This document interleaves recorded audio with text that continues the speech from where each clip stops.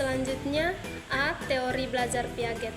Teori belajar Piaget adalah teori perkembangan kognitif yang dikembangkan oleh Jean Piaget, seorang psikolog Swiss.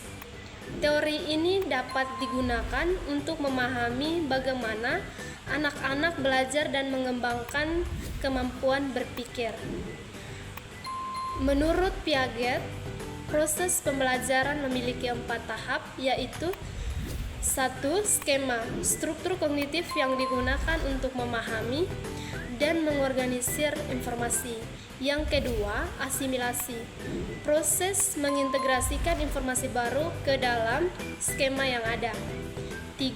Akomodasi, proses mengubah skema untuk menyesuaikan dengan informasi baru. 4.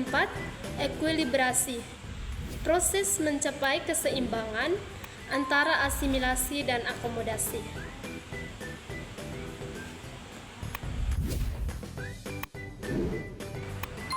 Selanjutnya B. Teori belajar Ausubel. Teori belajar Ausubel adalah teori belajar yang dikembangkan oleh David Ausubel, seorang psikolog pendidikan. Teori ini menekankan pentingnya memahami struktur kognitif siswa dan menggunakan konsep-konsep yang sudah ada untuk membangun pengetahuan baru. Konsep utama teori Ausubel dapat dibedakan menjadi 3. 1. Belajar bermakna. Belajar yang terjadi ketika siswa dapat menghubungkan informasi baru dengan pengetahuan yang sudah ada. 2. Organiser. Konsep atau struktur kognitif yang digunakan untuk mengorganisir dan menghubungkan pengetahuan baru dengan pengetahuan yang sudah ada. 3.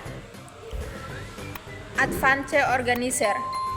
Konsep atau struktur kognitif yang digunakan untuk memperkenalkan topik baru dan membantu siswa memahami hubungan antara pengetahuan baru dengan pengetahuan yang sudah ada.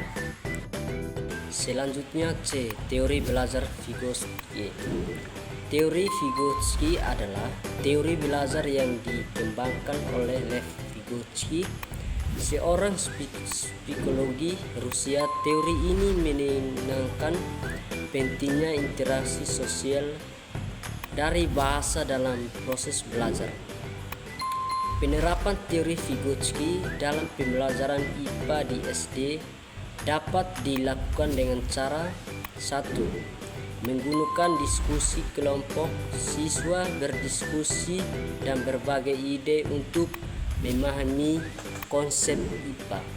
2. Menggunakan scaffolding. Guru memberikan bantuan dan scaffolding untuk membantu siswa memahami konsep IPA yang kompleks. 3. Menggunakan bahasa yang jelas. Guru menggunakan bahasa yang jelas dan mudah dipahami untuk menjelaskan konsep IPA. 4. Menggunakan contoh yang relevan. Guru menggunakan contoh relevan untuk membantu siswa memahami konsep IPA. Selanjutnya D. Teori belajar Brunner. Teori belajar Brunner adalah teori belajar yang dikemukakan oleh Jerome Brunner, seorang psikolog pendidikan. Ada 3 tahap pembelajaran yang dikemukakan oleh Brunner, yaitu 1. Tahap enaktif. Siswa belajar melalui tindakan dan pengalaman langsung. 2. Tahap ikonik. Siswa belajar melalui gambar dan presentasi visual. 3. Tahap simbolik. Siswa belajar melalui simbol dan bahasa.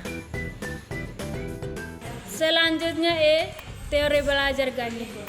Teori belajar Gane adalah teori belajar yang dikembangkan oleh Robert Gane, seorang psikologi pendidikan.